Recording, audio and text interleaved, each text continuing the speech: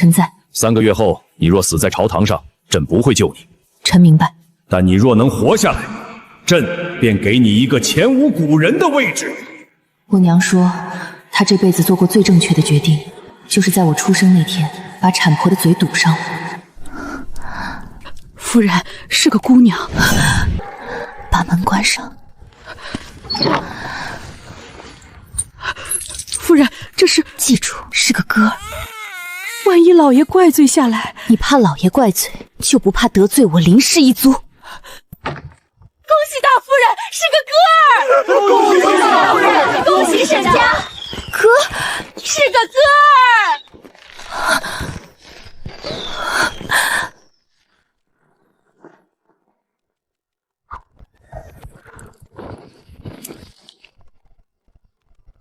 是个男孩。回老爷是。好，就叫清远吧。谢老爷赐名。这第一关算是过了。人之初，性本善，性相近，习相远。苟不教，父之过；教不严，师之惰。勤有功，戏无益，戒之哉，以勉励。3岁能通背3字经，老夫教了一辈子蒙庭，还没见过这样的孩子。清远，你当真都记住了？记住了。那千字文呢？天地玄黄，宇宙洪荒，日月一辰宿列张，寒来暑往，称余成岁，律吕调阳。这是我生的娃，我太厉害了！听说了吗？二公子能倒背千进文，二公子能倒背千进文，二公子能倒背千文。清远，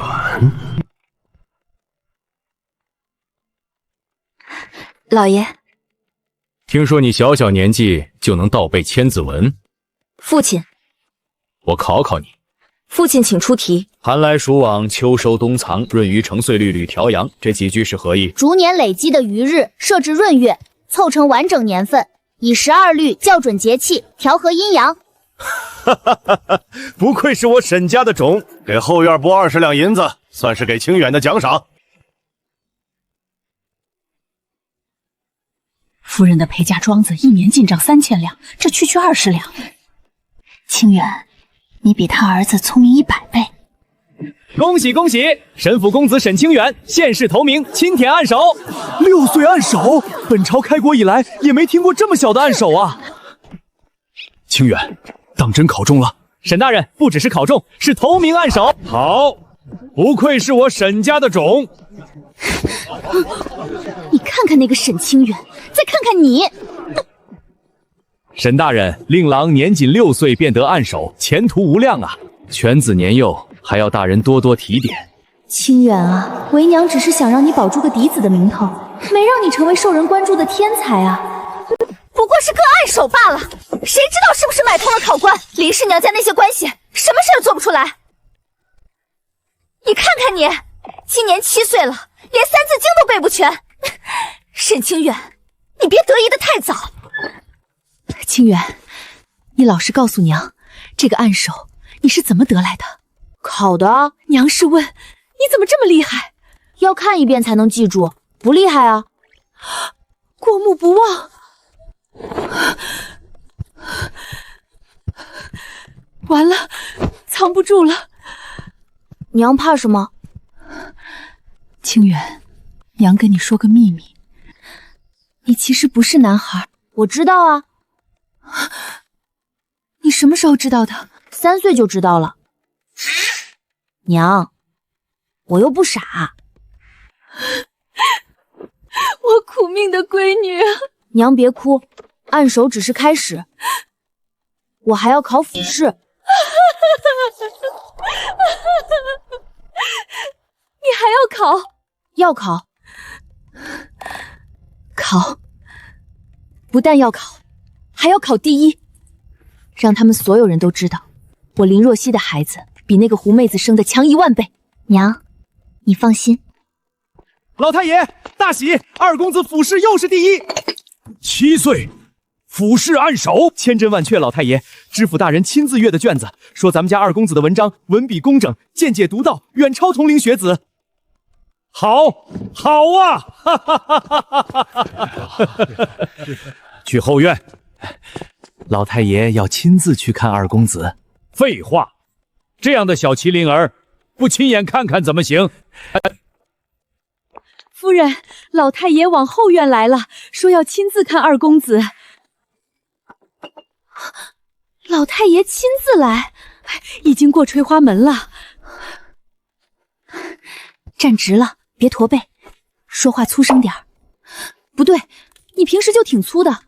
娘，你比我紧张。胡说，娘一点也不紧张。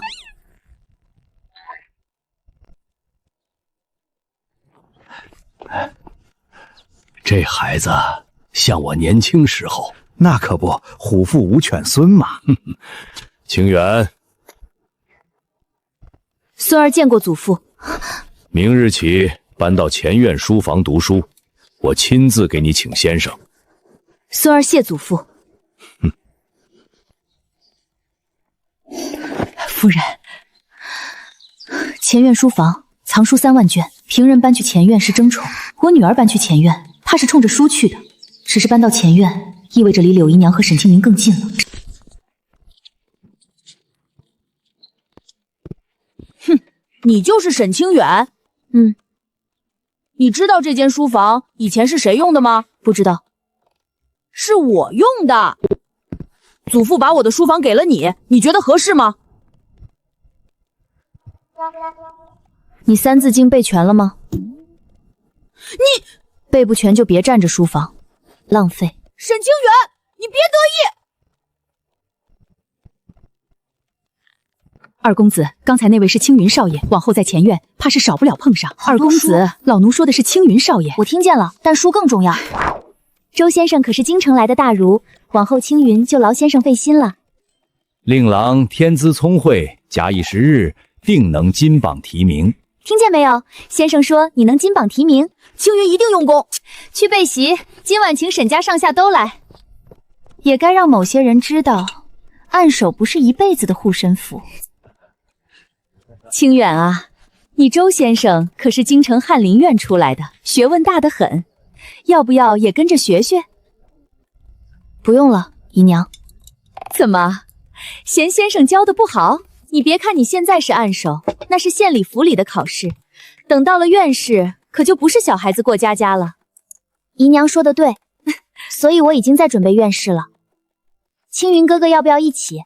我可以帮他补3字经。沈清远，你什么意思？没什么意思。菜凉了，姨娘多吃点。清远，父亲，你姨娘请的先生，你当真不想跟着学？不想。为何？那人帖子不是什么翰林院出来的。你怎么知道？写的他接我看过，格式都不对，顶多是个洛可秀才，被人包装了一下。说清楚。翰林院行文有定制，他帖子里陈字起笔用的是管格法，但收笔散了。真正的翰林出身，写一辈子都不会散。父亲若无事，亲往先回去了。你先回去吧。姨娘，周先生被老爷请走了。请走了？是，说先生不适合教府里的少爷。沈清远，8岁就能辨真伪，二公子眼力确实了不得，这孩子将来了不得。这就是那个神童，6岁暗手，7岁府试第1，长得倒是白净，就是太瘦了，8成是家里使了银子。院士可不比县士府试，学政大人的眼睛可不揉巴子。我先进去了。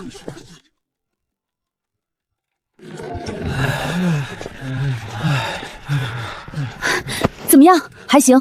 什么叫还行？到底考得好不好？应该是第1。你怎么这么有把握？策论那道题，出题人想考的是水利，但题面用的是周礼里沟序那一段。考场里90%的人会从经义入手，只有我从实物入手，引了本朝30年的水患数据。学政大人是工部调过来的，他要的不是会背书的人，是能办事的人。我闺女真是投错了胎。娘，回家吧，我饿了。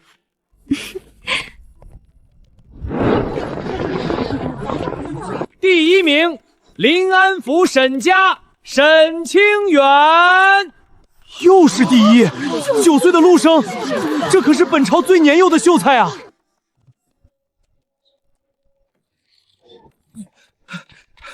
老太爷中了，2少爷院试第一，成林生了。9岁的林生，学政大人还亲笔写了信送往京城礼部，说2少爷才识非凡，望朝廷留意栽培。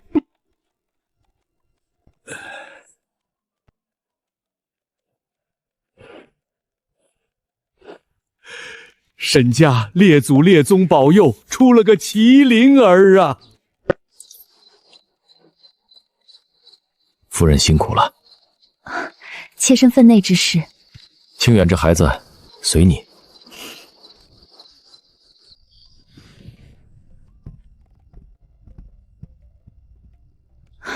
你爹这辈子就说了这么一句人话。娘，有您真好。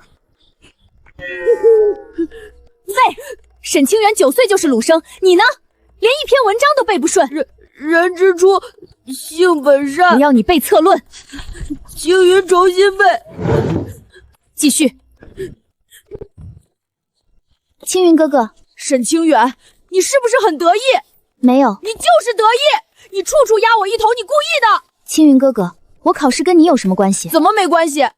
你考得越好，我娘就打我越狠。那你应该去跟你娘说，不该来找我。你恨错人了。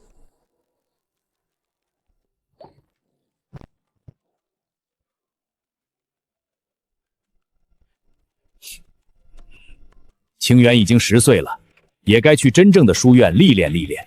我已经替他安排好了，送去白鹿书院。白鹿书院，本朝4大书院之首，出过3任载衡，12位尚书，还有数不清的进士。能进白鹿书院的学生，非富即贵，最差也是举人家的子弟。以清远的资质留在沈家读书，反倒耽误了。父亲，此事可否容儿媳回去想想？孩子总要长大，3日后启程，你回去替他收拾行装吧。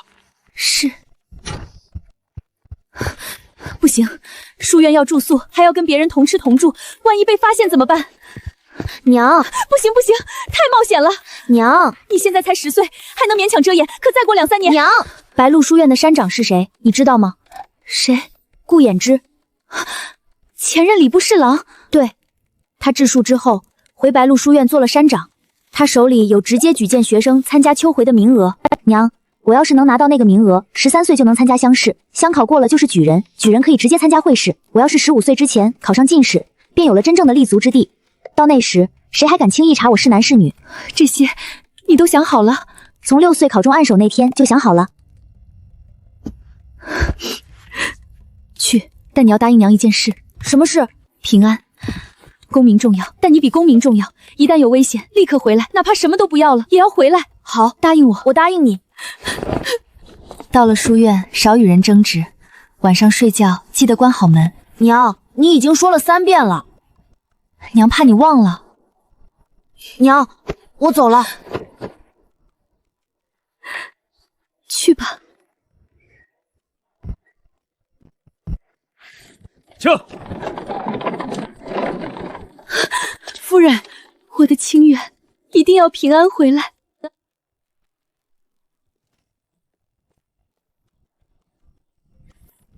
你就是那个9岁的陆生？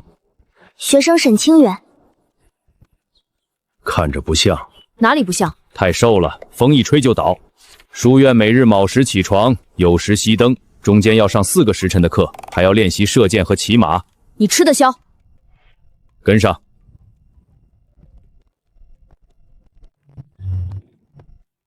沈清远，你住这里。你是新来的？我叫裴昭，裴家的。你呢？沈清远。沈清远，9岁劳生那个沈清远。我去，你真的才10岁？真的，看着像8岁。谢谢，不是夸你。放心，以后有我罩着你，谁敢欺负你，我替你揍他。那就多谢裴学兄了。别客气，都是一个屋的兄弟。诸位来此不是为了功名利禄。白鹿书院建院300年，出过无数能臣战力，他们有的位极人臣，有的默默无闻，但有一点相同，他们都是为天下苍生读书，不是只为自己。如果你只为一顶乌纱帽而来，现在就可以下山。好，明日开始，我亲自考考你们的功课。3个月后末位淘汰。3个月末位淘汰，连续店里会不会真被赶走？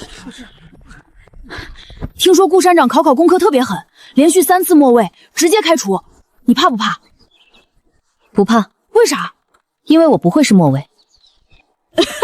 行，有种。你愁啥呢？藏书楼。刚到书院你就想着看书？不然来书院做什么？等等我。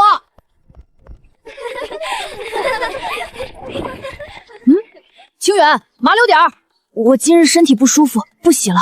昨儿不还好好的吗？今儿不好了，那你赶紧回去躺着，可别在外头吹风了。唉。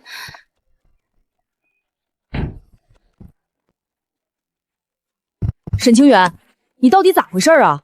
什么怎么回事？头一回说身子不舒服，第2回又说肚子疼，这都6天了，你咋还不去预防呢？你不臭啊？我体质特殊，不出汗。你说真的啊？认真的。不出汗也得洗呀，不洗澡该长虱子了。我可以自己打水，在屋里洗。你该不会是身上有块老大的胎记，不好意思让别人瞅吧？对，老大了，老磕碜了，贼磕碜。我还当多大个事儿呢？往后我帮你打水，你帮我写3篇策论，1篇、2篇不能再少了。成交。你搁这等着，哥们儿给你打水去。这一关算是过去了，可这个办法又能撑多久？今日考经义与策论。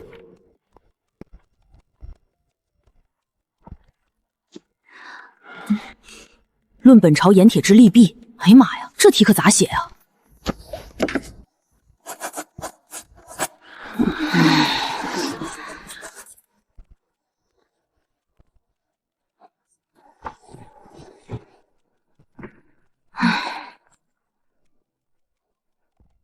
山长，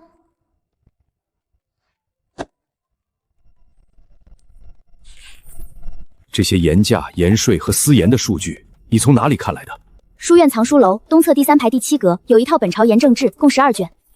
那套书放在那里20年，从来没有学生借阅过。我知道，上面的灰腾厚。你叫什么名字？学生沈清远。沈家的？是。回去等成绩吧。第1名沈清远，所有科目加起来比第2名整整高了30分。清远，你又考第1了。哦，比第2名高了整整30分，你就这反应啊？不然呢？顾山长看了他的策论，听说沉没了半炷香，我听说是1炷香。照这样下去，他将来不会真能考中状元吧？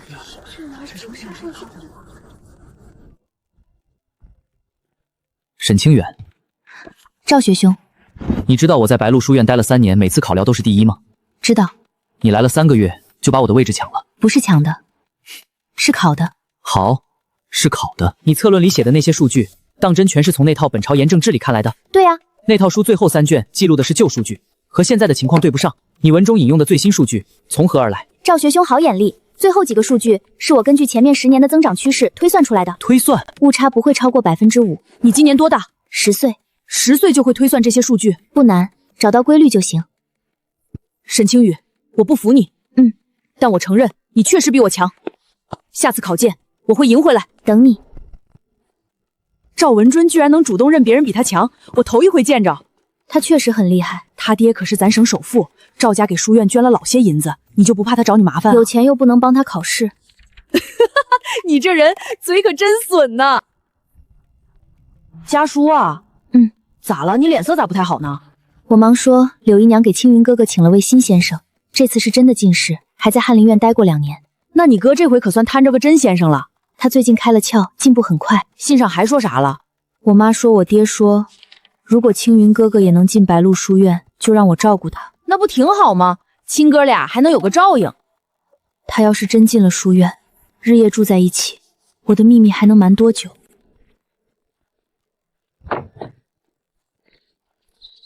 青云哥哥，你来啦。我住隔壁，不是来看你的。还有，别叫我哥哥，在书院里我们是同窗。好。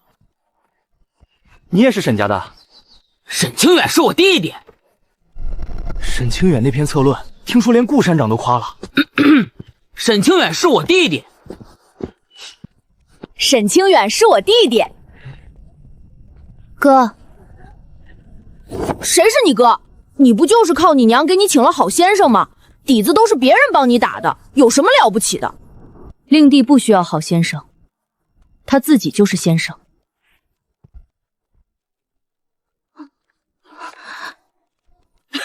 妈呀！你瞅瞅你这脸，一会儿红一会儿白的，跟变戏法似的。不行了，可给我乐坏了。你笑得太夸张了。真的吗？那我不笑了。有什么好笑的？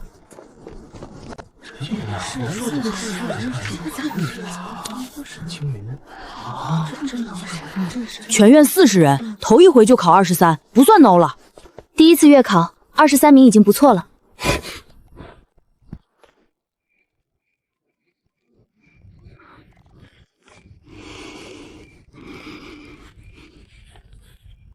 娘，青云已经很努力了，23名真的很差吗？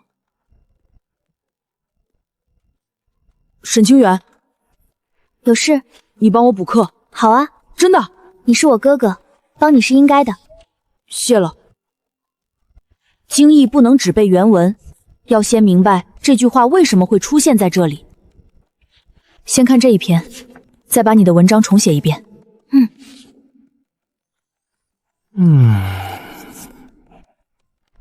还剩最后一段。我写。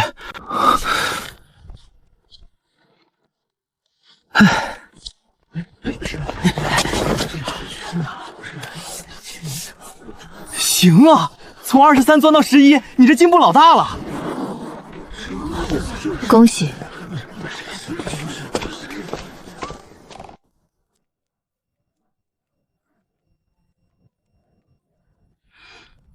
你就不能让我赢一次吗？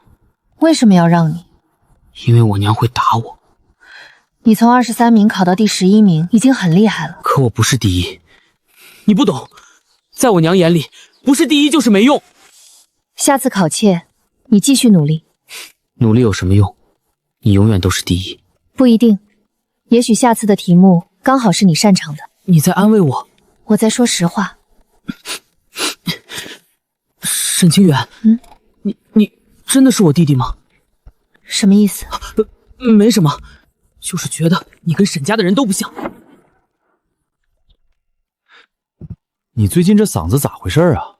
变声期。变声期不都该往粗了变吗？你咋还越来越细了呢？每个人体质不同。那倒也是，兴许你这小身板儿变声都比别人慢。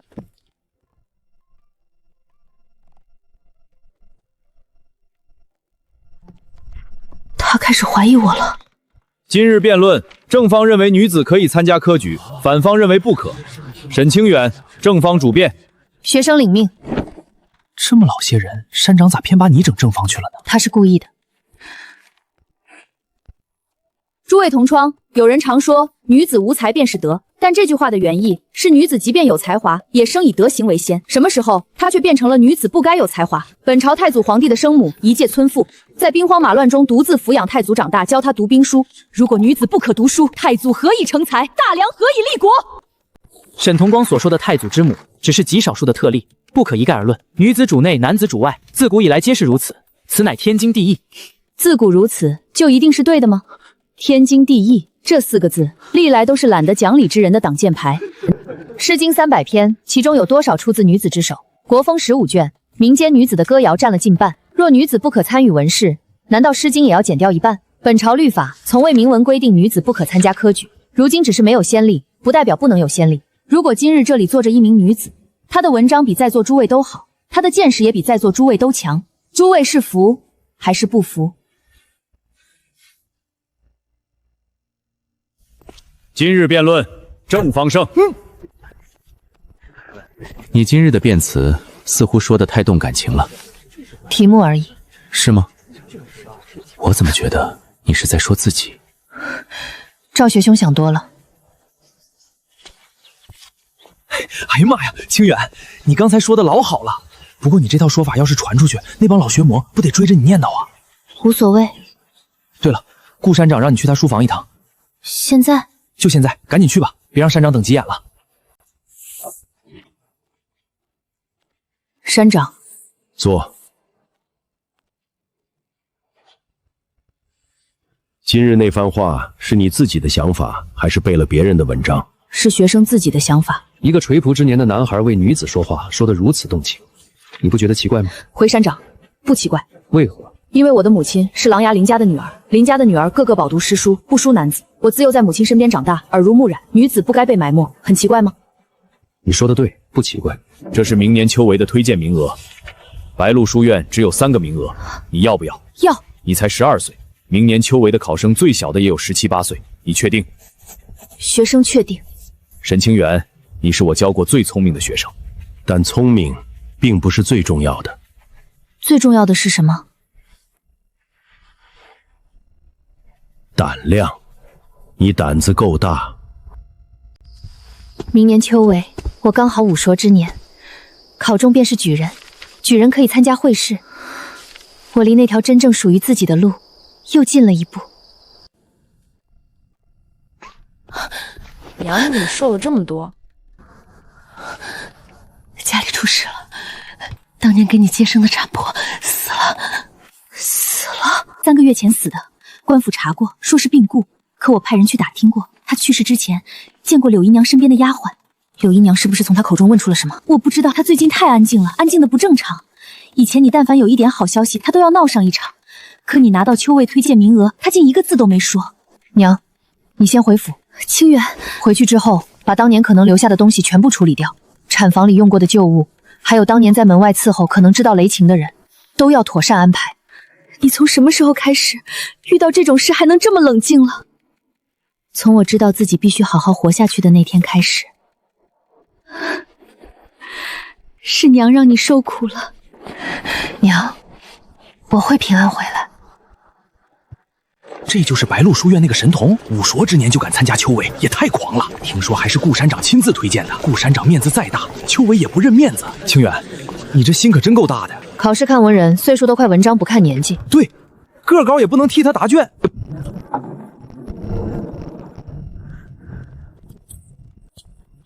我进去了。去吧，好好考，整不好你出来就是解元了。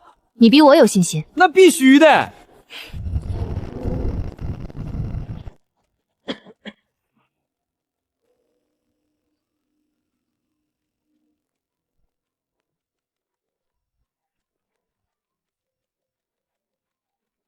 这道题我在白鹿书院研究过整整60年的边防奏折。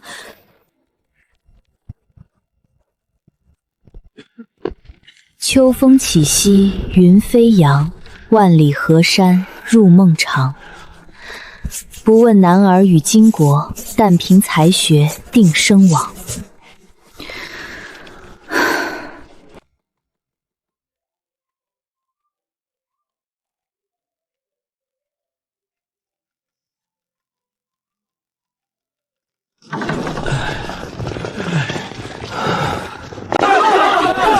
都别挤了，给我兄弟留条道。裴昭，清远，怎么了？你是第一！什么？解元，你是解元，5硕之年的解元，本朝有史以来最年轻的举人。我就说你能整成解元吧。裴昭，你把我头发弄乱了。陛下，今年乡试出现一名刚刚5硕之年的解元。5硕之年，此子名叫沈清远，6岁县试按手，7岁府试第1，久远成为兰生，如今13岁又中解元。此子若非天授，实不可解。明年会试，朕倒要看看这个沈清远究竟有多厉害。原来如此。娘，这是什么意思？意思就是沈家捧了13年的麒麟儿，根本不是什么公子。娘，你想做什么？当然是让沈家所有人看清楚，他们引以为傲的沈清远不过是个冒牌货。可是他……可是什么？他帮我补过课。他那是在帮你吗？他是怕你追上他，故意装好人，让你放松警惕。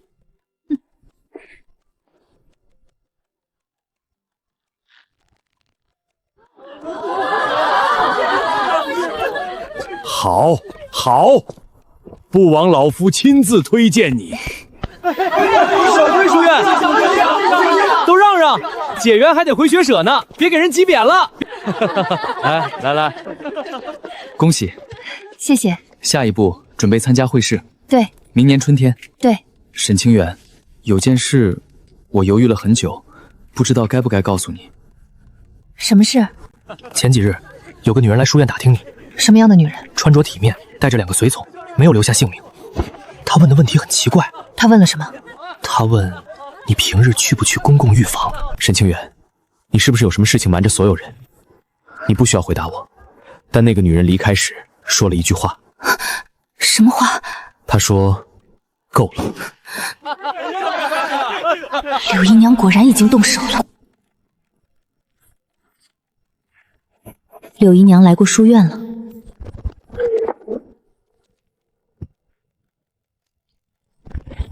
看来她已经开始查我了。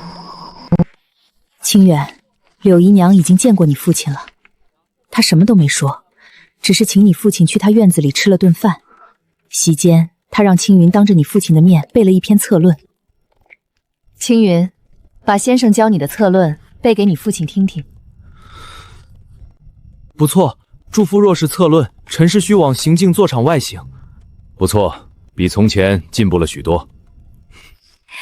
青云最近确实用功，过些日子便是沈家的宗族大会，不如让他在族长和长老面前也背一遍。好。宗族大会是沈家最隆重的场合，到时族长、长老、旁支全都会在，我担心柳如烟会借机大做文章。清远，你一定要小心。宗族大会，如果在那个场合揭穿我的身份，沈家的脸面，我爹的官位，我娘的诰令全完了。而且冒充男丁参加科举，是欺君之罪。我还有不到2个月，腊月20，宗族大会，学生沈清远有一事相求，此事关乎学生生死，亦关乎天下读书人的公道，望太傅垂怜。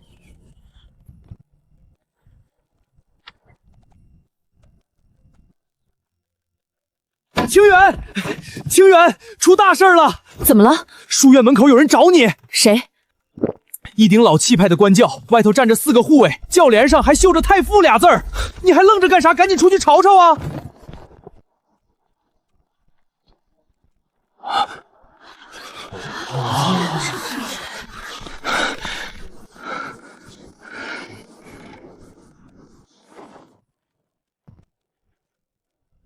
你就是沈清远？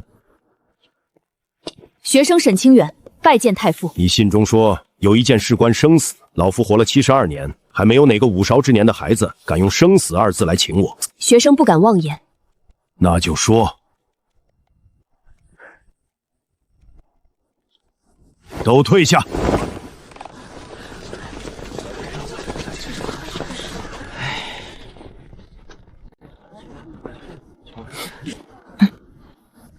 走就走呗，等我干啥呀？太傅，学生有一个秘密，这个秘密一旦暴露，学生不但会获罪，还会连累母亲和家人。什么秘密？学生是女子。老夫知道。您知道？你写的策论，老夫看过。策论？你那篇《论边防之策》写得很好。你在军屯制度改良一段用了“苟全”2字，你用这个词时不是自谦，而是一种委曲求全的隐忍。一个家世清白、前途顺泽少年不会用这个语气，只有一个隐藏身份多年、随时担心被人发现的孩子才能写出来。太傅，老夫今日来不是为了拆穿你。那您为什么来？因为你那篇策论是老夫看过最好的。老夫教了一辈子学生，门下有不少能臣，但没有一个人在5韶之年能写出那样的文章。因为你知道什么叫绝处求生，都是从困境里磨出来的。学生现在面临的困境，老夫知道，有人准备在沈家的宗族大会上揭穿你的身份。您连这也知道？老夫既然来了，就不会只来看看。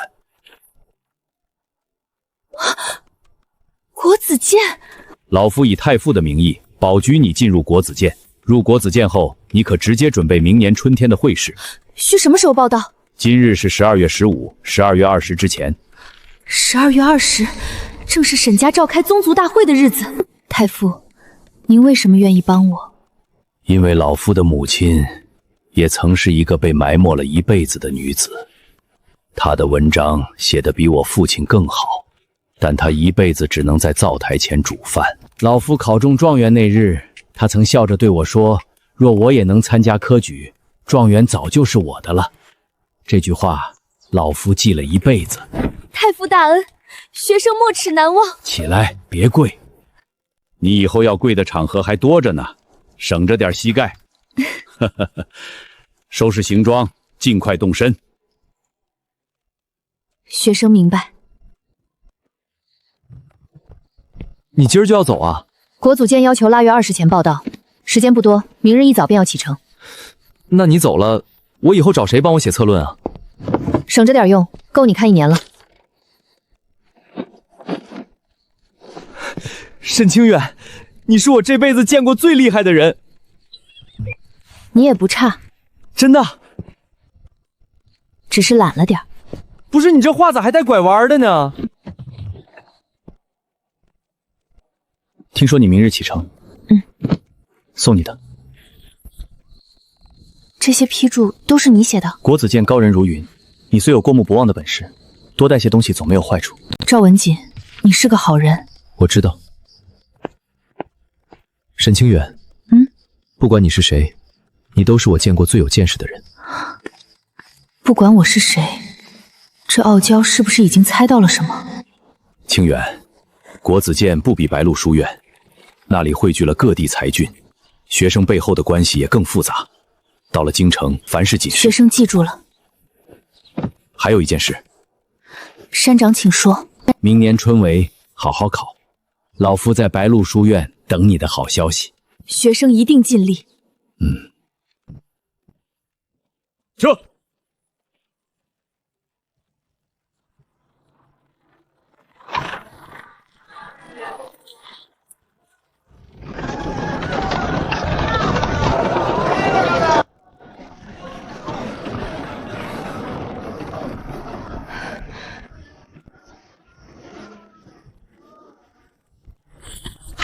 原来是沈公子，快请进。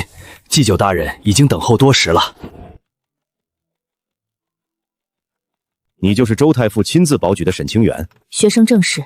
武硕之年的解元，难怪太傅愿意为你破例。不过国子监有国子监的规矩，无论是谁保门，都要凭自己的本事立足。学生明白。先去安顿，明日办理正式入学文书。谢继伟大人。今日议事已罢，诸位可还有其他事情？妾身有一事禀报。什么事？老太爷，大喜，天大的喜事！毛毛躁躁的成何体统？二公子被太傅周大人亲自保举入国子监，这是国子监的正式文书，还有太傅大人亲笔写的贺信。太傅亲笔，真是太傅亲笔！武硕之年进入国子监，还是周太傅亲自保举，这是沈家100年难得的荣耀。清远这孩子将来必成大家。国子监已经正式收下沈清远，太傅又亲自写了信，仅凭产婆留下的证词，现在贸然指认，若不能立刻坐实，反而会变成诬告。柳姨娘，你方才说有事禀报。妾身只是想说，清远这孩子的确是我们沈家的骄傲。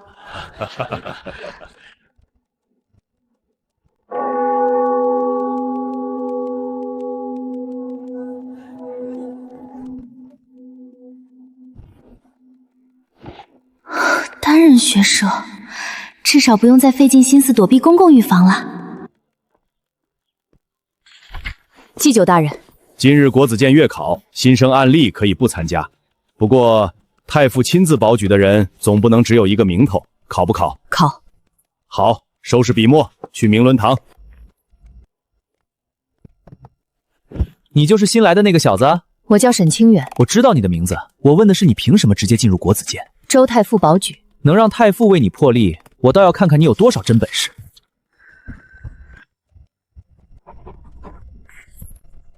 我才写完1页，这小子居然已经答完3页了。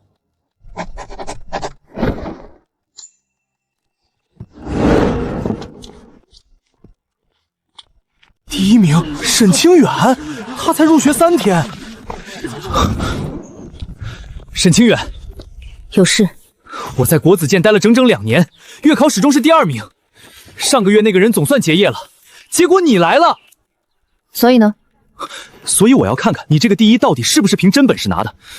你测论最后一段引用的数据有问题。哪里有问题？你说北疆军屯产粮年均增长30%，数据从何而来？户部良策，嘉定20年至嘉定3年卷。国子监藏书楼里没有这套良策。我在白鹿书院看过。你记住了？整整10年的数据你全记住了？你今年多大？正当5勺。这次不算，下次月考我一定把第1拿回来。好。魏同圈，有事。国子监有一个传统，新生入学要在明伦堂当众完成一篇即兴策论，题目由在场同圈选定。什么时候？双万殿。现在。好。3个题目：天灾、励志、边帽。你抽一个。不用抽了。什么意思？3个都写。你确定？确定。半个时辰可以吗？可以。天灾，提前修缮河堤，分区囤积赈灾粮。一旦灾情发生，便由地方直接上报，赈济银粮，按户造册发放，避免中途侵吞。选官先看实际能力，任职后按照民生、税吏与治安定期考核，连续考核不合格者立即调离或罢免。边贸，以茶马户日稳定路道边关，同时开通合规海路，设关验贸收税，既能互通货物，又能遏制走私。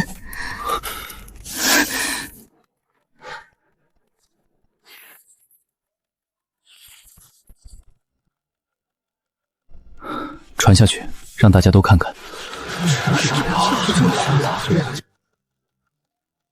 这3分策论，若放在会试之中，任何一篇都有进入前10的实力。沈清远，是你明年要参加春卫，准备好了吗？准备好了。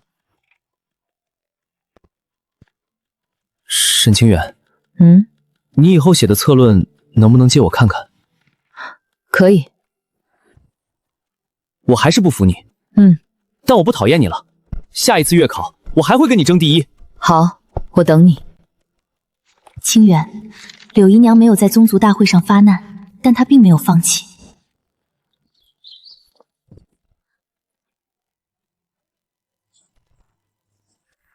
你父亲没有来找我问话，但他看我的眼神已经变了。清远，你父亲恐怕已经起疑心了。柳姨娘发难，我还能借太傅和国子监的名义压住他，可我爹若亲自查，我根本拦不住。除非在会试之前，我拿到一个连我爹都不敢轻易动的身份。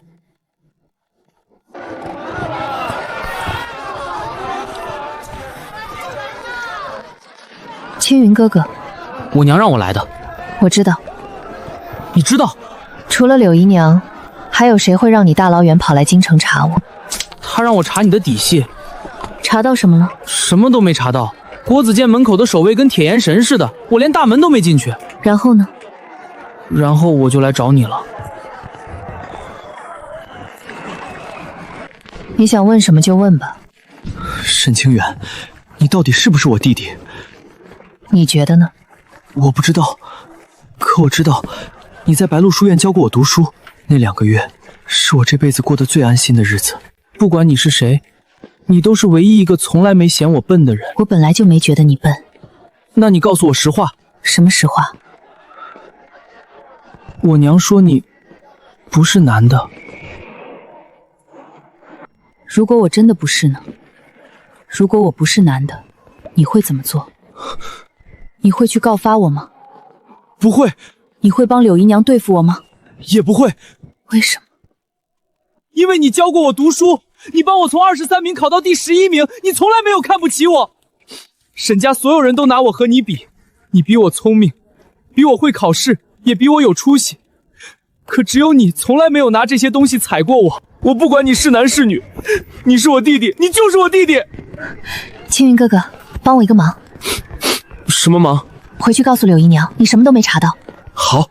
春闱之前替我看好我娘，如果柳姨娘要对她动手，你一定要拦住。我会看好大妈妈，我可不是为了你，我只是不想看女人之间闹来闹去。我知道，还有一件事。什么？好好读书，参加今年的秋闱。我哪有那个本事？你有，你的底子不差，缺的不是天赋，是自信。可我连你一半都比不上。你为什么一定要和我比？你只需要比以前的自己强。沈清远，你真的一点都不像沈家的人。也许吧。春闱别考砸了，不然丢的可是沈家的脸。知道了，哥。国子监正式闭院备考，参加会试的学生全部禁止外出。沈清远，你真打算明年考进士？打算。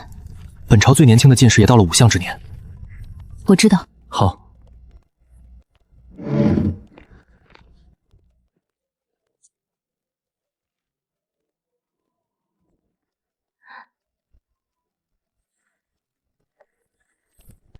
是柳姨娘的字，她不准备在沈家内部揭穿我了，她要在会试入场时，当着所有考生和百姓的面揭穿我的身份。一旦在入场前被拦下，我连贡院都进不了，这些年的所有努力都会毁在贡院门口。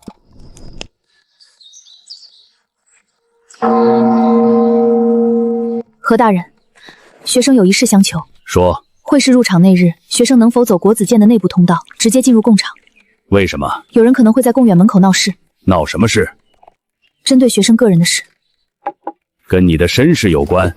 何大人知道什么？我什么都不知道，但太傅保举你时曾对我说过一句话。什么话？他说这个孩子比任何人都需要这个机会，内部通道我替你安排。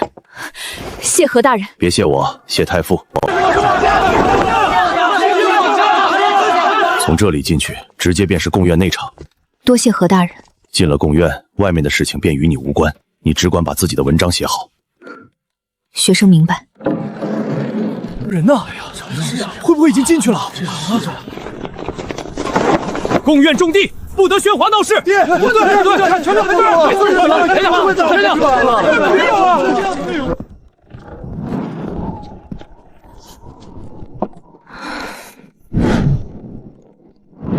论天下治乱之源，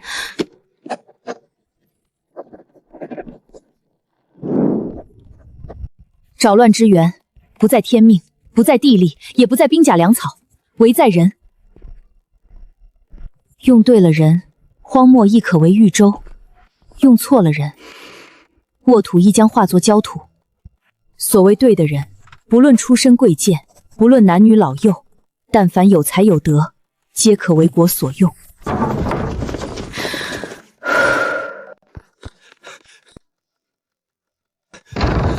沈清言，怎么样？第6名。沈清言，你是会试第6名。五所之年，贡士第6名，再过最后一关就是殿试。你可是本朝最年轻的贡士，沈清远，你真有可能进前3甲。殿试我一定会去。殿试日期定了。何时？下月初8入紫宸殿。终于到最后一步了。学生明白。你知道外面都炸了吗？第6名进殿试，你还是最年轻的。我考了3年，最好也才第19。你第一次来就直接进殿试。沈清远，你是不是从来没怕过输？怕。那你还这么拼？因为我没有退路。我懂了。魏大人，沈清远并非男子，而是女扮男装参加科举。你可知道，冒充男子参加科举是欺君之罪？若这些证据有假，妾身知道。你便是诬告朝廷命官，罪责同样不轻。妾身愿为所言承担一切后果。有沈清远在，承恩只能是第2。若沈清远被取消殿试资格，承恩的名次便会向前递步。明日，本官会将此事如实上奏，请陛下查明。多谢魏大人。陛下，臣接到举证，会试第6名沈清修疑为女子冒充男子应试，此事关乎科举公正，臣恳请陛下明察。卫青先退下，臣告退。去请周太傅。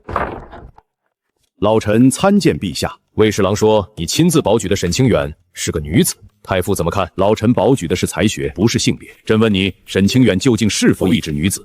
这是他进入布方国资监3个月以来写下的23篇策论。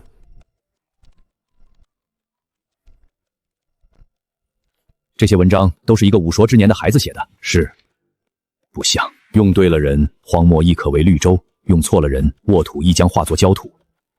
好文章。传旨，殿试如期举行。那卫侍郎的奏折暂且留中。是，陛下圣明。别急着夸朕。殿试之后，朕要亲自见他。陛下怎么还不下旨处置沈清远？今日殿试只考策论1道，题目论用人之道。论用人之道，陛下已经看过我的文章，他也许已经知道了。殿试开考。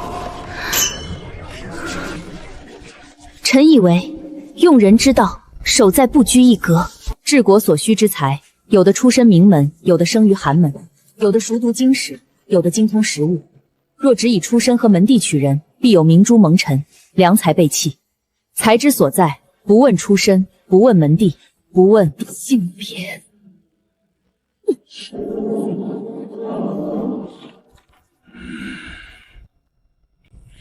意甲第1名，状元得第，沈清远。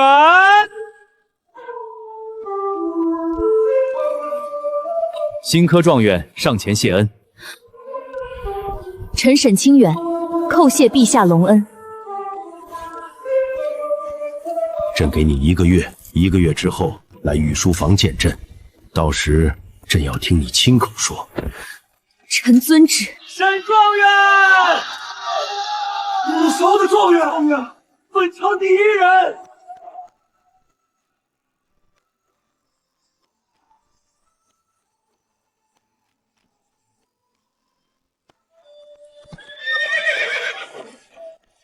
恭喜，也恭喜你，2甲第3名。沈清远，我父亲递过一封奏折。我知道。你知道？柳姨娘去了魏家之后，那封奏折便递进了宫里，不难猜。他不该为了我的名次，利用这件事阻拦你参加殿试。此事是他做错了，我替他向你道歉。为什么？因为他没有拦住我。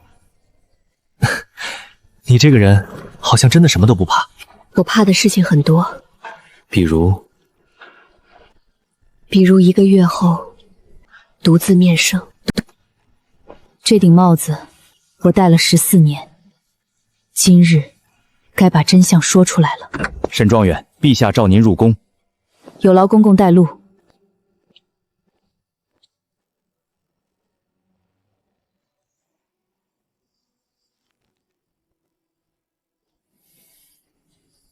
陛下只召沈大人1人进去。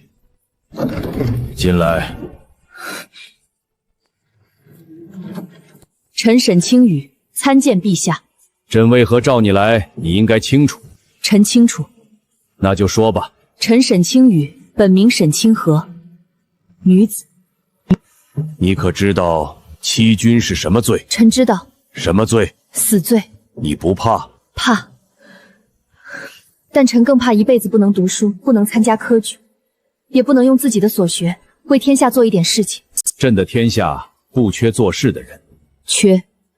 大胆！陛下方才说不缺做事的人，但臣斗胆问一句：如果天下1半的人被禁止读书、禁止做事，这算不算缺人？1半。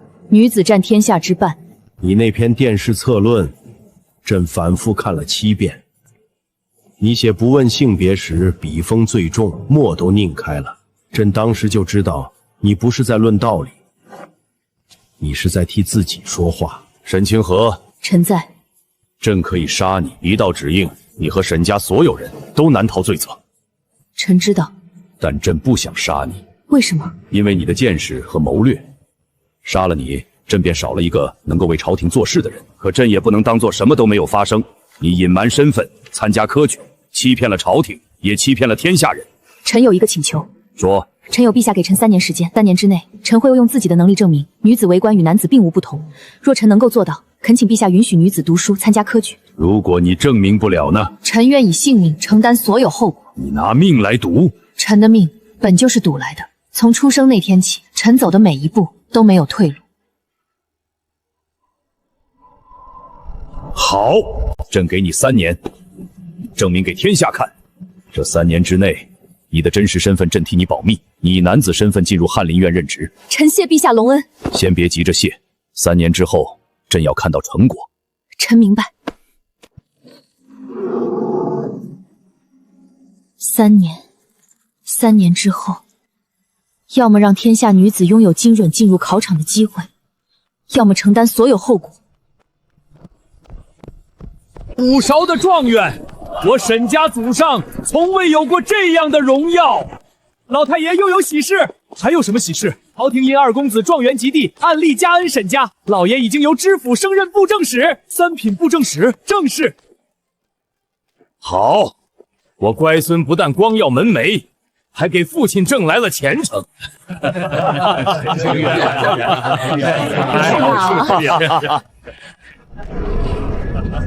你很高兴？我没有。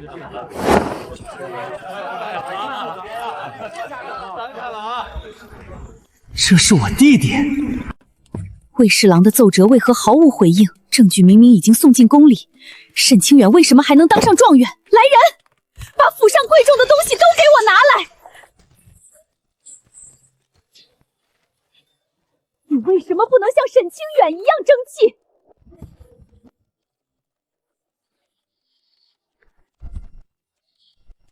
沈清远，天地玄黄，宇宙洪荒，日月盈仄，辰宿列张。他就是武说的状元，刚入翰林院便受编修，从6品。武说便直接受任编修。我在翰林院熬了8年，才做到今日的位置。沈边边初来乍到，便先从国朝实录的水利卷做起吧。3个月。何时交稿？这些档案横跨300年，原本需要3位边边整理2年，只给你1个人，3个月完成，不会太为难吧？不会。当真？当真。那本官便等着看沈编修的成果。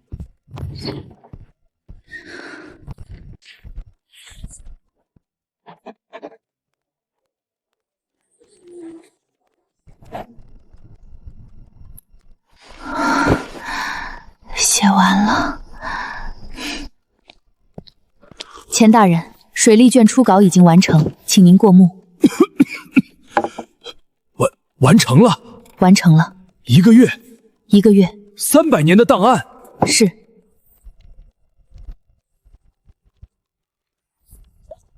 条理清楚，数据也全部对得上。原始档案中3处记录错误，晚辈已经在复线标出。嘉定年间与延间的2段水利记载互相矛盾，晚辈又查了户部良册和地方志，做了交叉比对。沈清远，你到底是人还是妖怪？是人。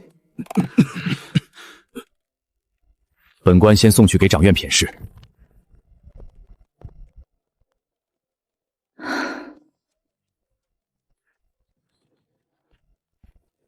沈清远，下官在。水利卷写得好，非常好。谢大人。昨日本官将初稿送进宫里，请陛下过关。陛下说这个沈清远，朕果然没有看错。下官定当继续尽心办差。入职1个月，便得陛下亲口称赞，沈编作前途无量啊！水利卷我也看过，条理清楚，考证扎实，我服。不敢当，诸位谬赞了。我在翰林院8年，编了6卷实录，都未曾得过陛下一句亲口称赞，他才来了1个月，1年完成3卷。这样的速度和质量，翰林院从未有过。第1年快过去了，我还有2年。陛下，这是臣根据300年水利档案重新整理的治江方案。你编修实录还不够，又管起黄江了。臣整理水利卷时发现，历年治江多是哪里决空便堵哪里，堵住一处，水势便会转向另一处，始终治标不治本。你的办法是什么？第一，疏通淤堵河段，让洪水有路可走。第二，在地势较低、人口稀少之处预留分洪区域，避免洪水直接冲向城镇。第三，将河堤分段负责，定期巡查。不能等到决口之后才临时征调人手。按照你的方案，保证黄江不再决口。不能，不能。臣不能保证老天不降暴雨，但臣可以尽力让水有路可走，让百姓有时间撤离，让粮食和房屋少受损失。传旨公布，先选黄江下游3段河道试行，遵旨。臣谢陛下。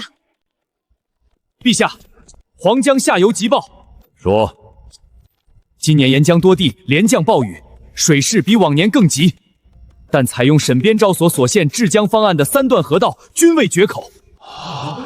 沿江3省受灾区域大幅减少，粮食也未被洪水冲毁，这是黄江下游30年来第一次平安度过汛期。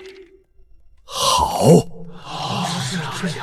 沈清远，臣在。你这部治江策没有白写，方案只是开始，真正守住河堤的是沿河官员和百姓。有功不独占，有过不推诿，很好。陛下，臣有本启奏。说。臣奏请在京城开设女学，让适龄女子也有机会识字读书。陛下，历朝并无官办女学先例，此事不可轻率。开办学校需要先生教材与银钱，若仓促推行，只怕徒增国库负担。臣并未请求立刻推广天下，可以先在京城试设一所，人数不必多，所需银钱也可由民间捐子与官府共同承担。女子读书究竟有何用处？识字才能读懂律令，会算才能管理家中钱财，明理才能教养后代。朕给了你3年，你急什么？臣不急。不急？你现在就把朝堂搅得议论纷纷？臣只是想先试一试，看看阻力有多大。试出来了吗？试出来了。阻力大吗？很大。能克服吗？能。怎么克服？用事实。什么事实？臣自己就是事实。你准备什么时候公开身份？3年之期到的那一天。你不怕？怕，但3年后，只要臣做出足够的成绩，便能让天下人看见，女子也可以读书，也可以做事。成绩能保住你的命吗？不能，但能保住臣想做的事。唉，沈清河，你是朕见过最固执的人。谢陛下夸奖。这不是夸奖。陛下，治河新策推行整整1年，沿河3省水灾减少7成，粮食增产4成。沈清远，臣在。你所献治河之策成效显著，功在百姓。即日起升任翰林院侍读学士，从5品。谢陛下隆恩。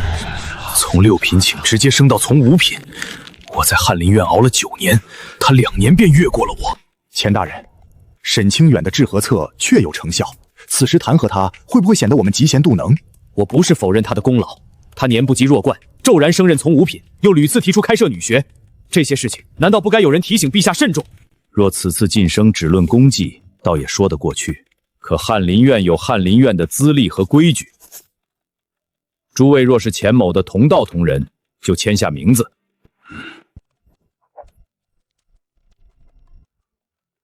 钱文渊，臣在。你们认为沈清远年纪太小，不该骤升高位？臣等只是担心他年少成名，升迁过快，与本人并非好事。有道理，但沈清远的治河策1年之内使3省水灾减少7成，粮食增产4成。你们8人在翰林院资历最短的5年，可有谁写出更好的治河方案？臣等没有。可有谁在1年之内编完3卷国诏实录？臣不能。退下吧。青云哥哥，给你的。为什么突然送我东西？我考上举人了。我知道，第7名，恭喜你。知道的还挺快。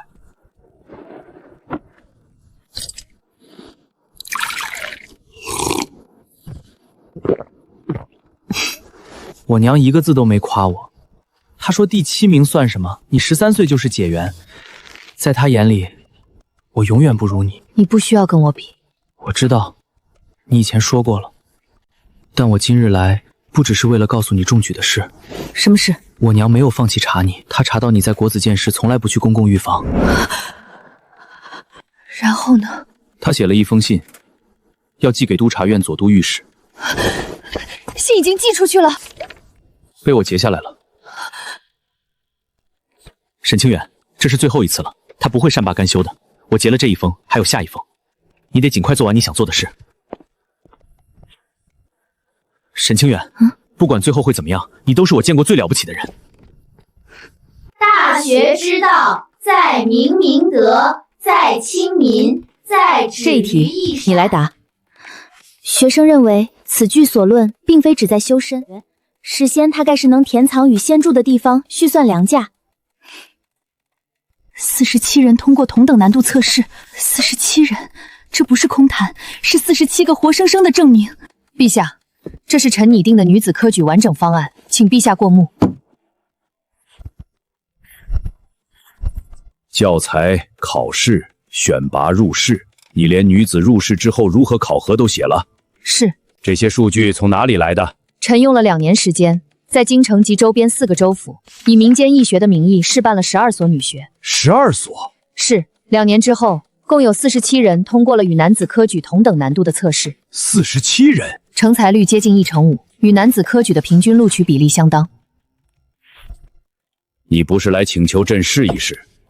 你已经试完了，才来告诉朕结果。臣怕只有想法，没有结果，无法让陛下和朝臣相信。你从什么时候开始准备的？进入翰林院的第1天。那时你便确定朕一定会同意？不确定。不确定还敢做？因为臣必须做。沈清寒，3年之期还剩3个月。臣记得。你准备什么时候公开身份？3个月后，朝堂之上。你知道会发生什么吗？知道。说。至少1半的朝臣会要求一律治臣欺君之罪，剩下的人不会立刻支持臣，只会观望。既然知道，你还要公开？要。你凭什么认为朕会在满朝文武面前保你？凭这3年的成绩，凭治河测就的100万百姓，凭国朝实录3卷，也凭那47个通过同等测试，能够与男子同场竞争的女子。他们证明了女子并非没有才能，只是从前没有机会。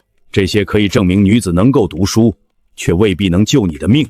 臣知道。那你还拿命去赌？因为臣用这条命赌来的，从来不只是臣自己的前程。起来，沈清河。臣在。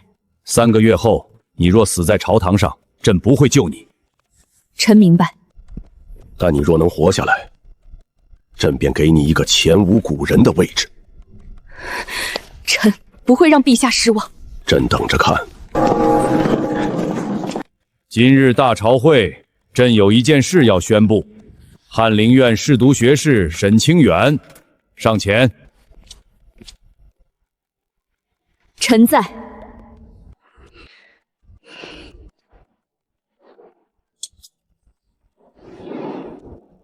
啊！沈清远，她是女子，这怎么可能？欺君，这是欺君之罪！臣沈清勇，本名沈清河，女子，临安府沈家嫡女。臣6岁考中县试按手，7岁府试第1，9岁成为连生，13岁中解元，14岁状元及第。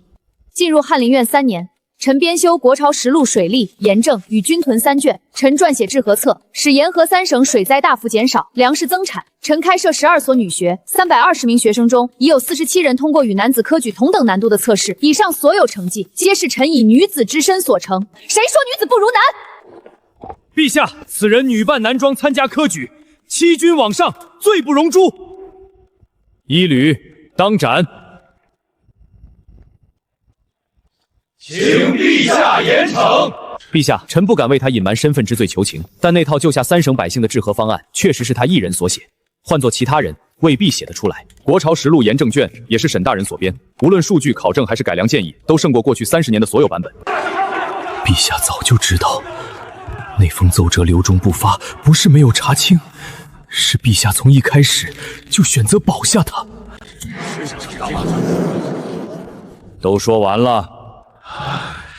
那便轮到朕说了，沈清河欺君，这是事实，按律当斩。但他用3年时间做了别人30年做不到的事，治河策救了3省百姓，实录3卷补了国朝300年的空白。朕要是杀了他，谁来替朕做这些事？你们吗？朕意已决，沈清河欺瞒身份，罚俸3年，记过降1级，留朝任用。即日起准许女子参加科举，现在京城与4省试行，考试题目录取标准与男子科举一视同仁，命沈清河署理礼部侍郎主持女子科举试行事宜。臣沈清河叩谢陛下隆恩。退朝。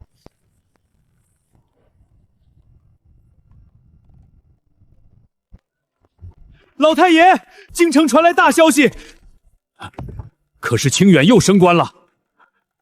二公子，不，应该称二小姐了。什么二小姐？沈大人在大朝会上亲自公开身份，她本名沈清河，是女子。女子？陛下不但赦免了二小姐，还准许女子参加科举，命二小姐主持此事。娘，你在做什么？收拾东西，今晚我们便离开沈家。为什么要走？沈清远不，沈清河公开身份了。我们以前查他告发他，还派人去公园门口闹事，这些事情一定会被翻出来。我不走。你说什么？我不走。你疯了吗？我没疯，做错了事情就应该承认。娘，你也应该认错。打完了，那我去自首了。沈清远，你给我站住！娘，我已经听了你17年，这一次，我想做一件对的事。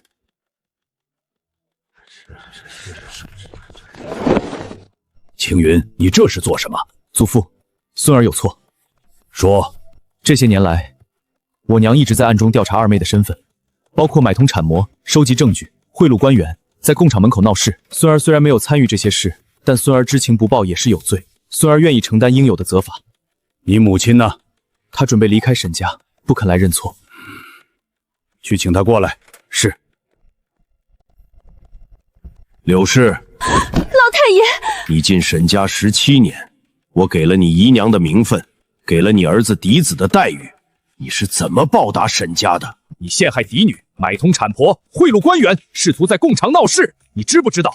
如果你在贡场闹成了，沈家上下100多口人的性命都要搭进去。太傅保举的人，皇帝钦点的状元，你要揭穿他，就是在打太傅和皇帝的脸。你是要害死全家。即日起，赦去柳氏姨娘的名分，逐出沈家，她的嫁妆和私产全部充公。不，老太爷，求您看在青云的份上。青云的事情由她自己承担，你自己说怎么办？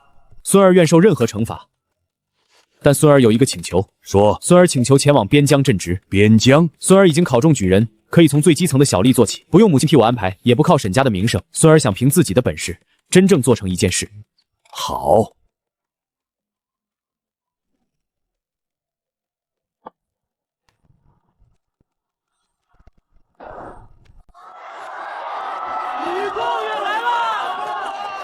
17年前，我也曾骑马走过这条街，那时所有人看见的是一个叫沈清远的少年，今日他们看见的是一个堂堂正正的女状元。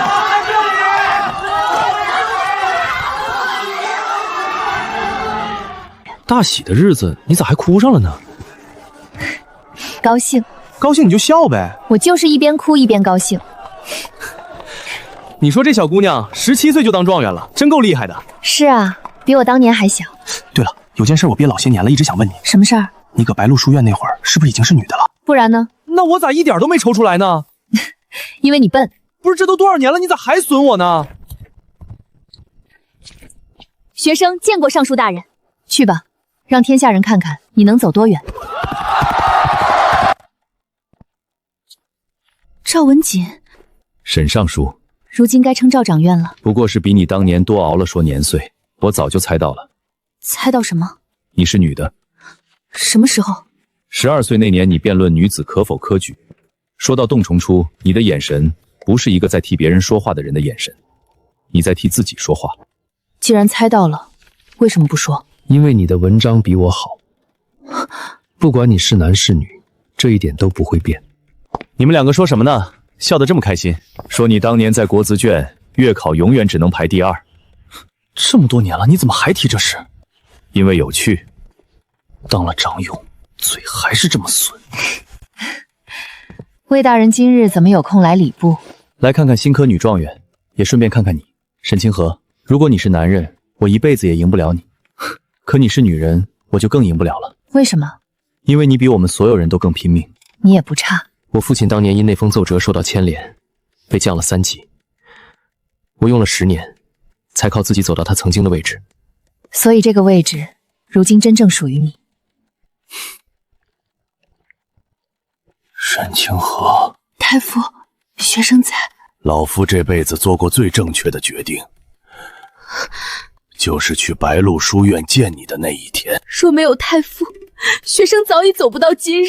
路是你自己走的，老夫不过替你推开了一扇门。你的母亲呢？